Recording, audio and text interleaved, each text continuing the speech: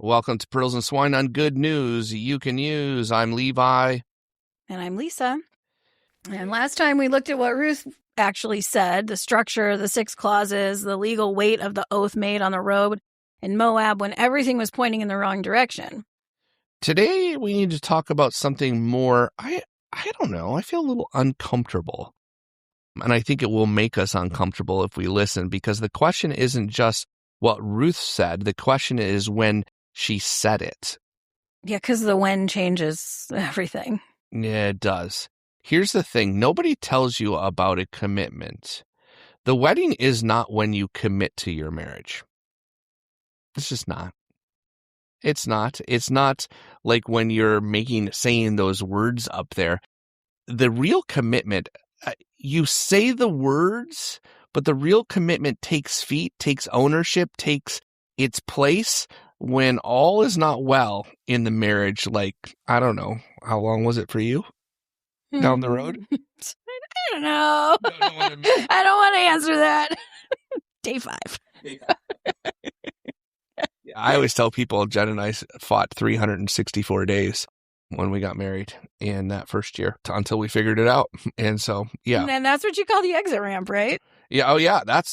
I mean, there were moments where there was exit ramp, I think, for her, but there was a commitment there, right? I think one of the things that is important in understanding is it happens when the exit ramp is, the commitment actually takes its place when what we see is this exit ramp, this easy off. And Ruth has an easy off. And the exit ramp is the moment when everything is pointing in one direction away, when the situation has gotten hard enough or cold enough or painful enough that leaving would be completely understandable for everyone. Like your family would be like, yeah, duh. Oh, or your friends would be like, duh, yeah, you should do that. Yeah, some friends, right? Like when everyone around you would nod if you walked away and go, yep, that makes total sense. When you could make a clean case for why this isn't working. Well, yeah, and it's that moment right there is when a commitment either becomes real or reveals that it was always just words. Yeah, it becomes a covenant in that moment, right? Mm-hmm. The wedding is the words. The exit ramp is when you find out if they were true. Okay, Levi, you got a story to tell. Yeah, I was thinking about, I've been doing this job for a really long time, right? Sure. And there's been many times where people come in and they're on that place of the exit ramp. And this isn't anywhere around here. I've been doing this in other states. And there was this man, he's like 11 years into his marriage. And he goes, man, about year 9, it got really hard. Not in like a weird dramatic way. It just got really hard. Like things cooled off. And it was just kind of like an erosion of their relationship. And it was kind of on both sides. Both of them hurt each other. And they just kept doing it over and over and over again. Like there was no warmth in the room anymore. They were not enemies. They were more like, I don't know, roommates who share a history and a mortgage, and they had a couple kids. Sure, yeah. I know that room. Yeah. And he started talking about the exit ramp. And I just had to remind him of the commitment.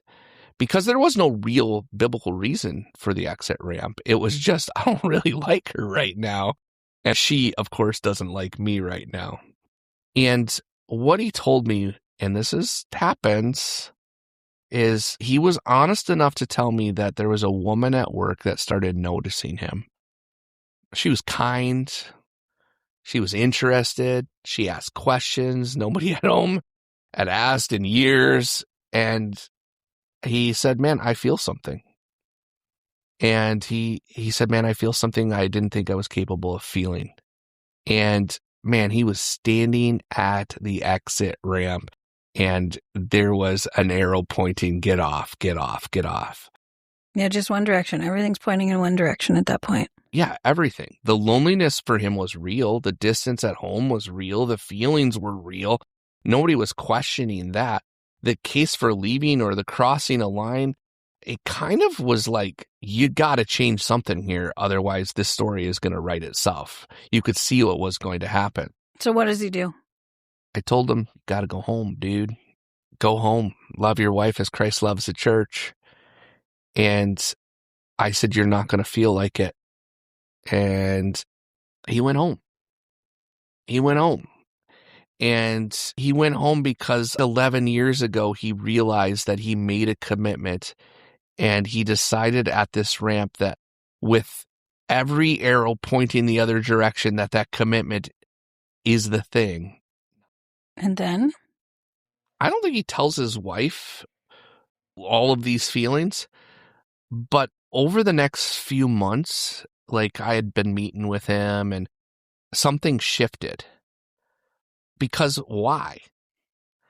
Why did it shift? Because he made the same decision Ruth made. Not at the altar, but at the exit ramp.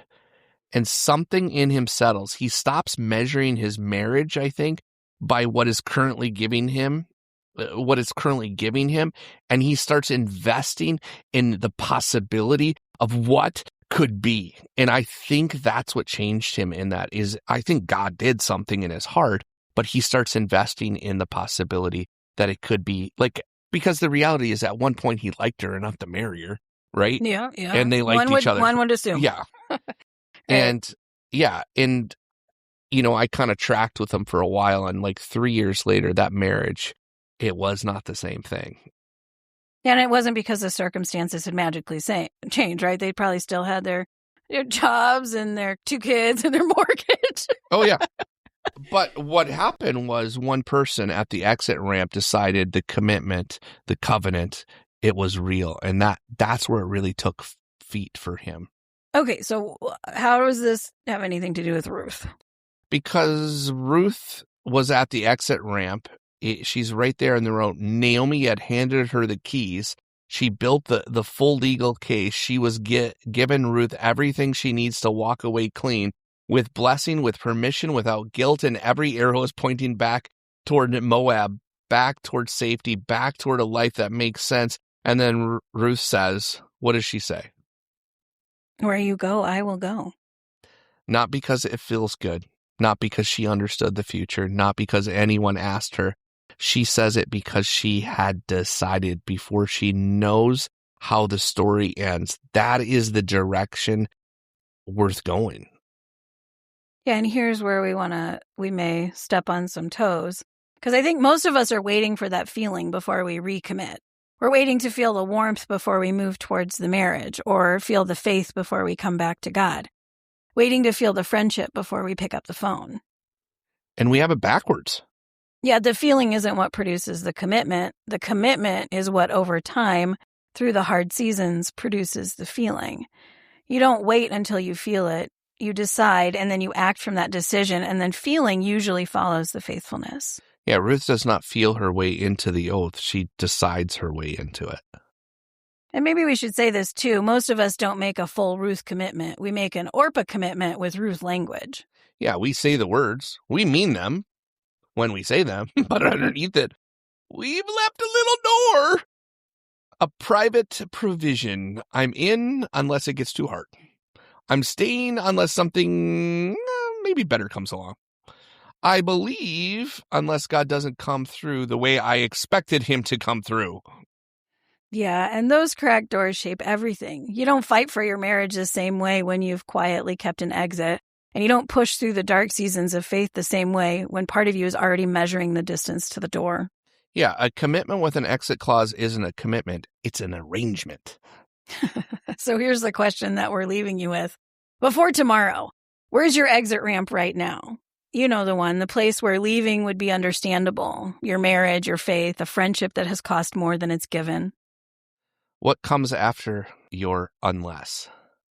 We're going to tell you next time why closing that door is possible and what makes it possible, because Ruth's commitment was stunning, but it was a shadow of something greater. So don't miss good news tomorrow, but this is good news today that you can use. Thanks for tuning in with us. If you've got questions or comments, we'd love to hear from you. You can email those to office@evangelup.org. If you'd like to catch up on any of the previous Pearls and Swine episodes, just search Evangel Houghton on your preferred podcast platform or go to our website, evangelup.org.